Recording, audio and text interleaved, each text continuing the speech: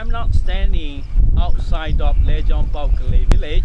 The flood has critically affected over 1 million people, displaced over 240,000 households, and damaged over 689,000 acres of farmland.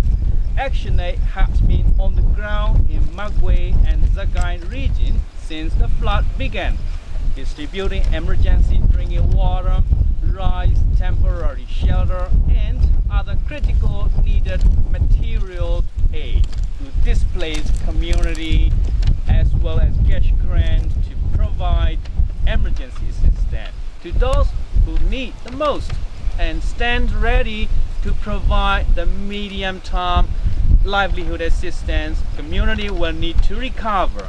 Please give whatever you can so that the people of Myanmar can rebuild their lives and live a future with dignity.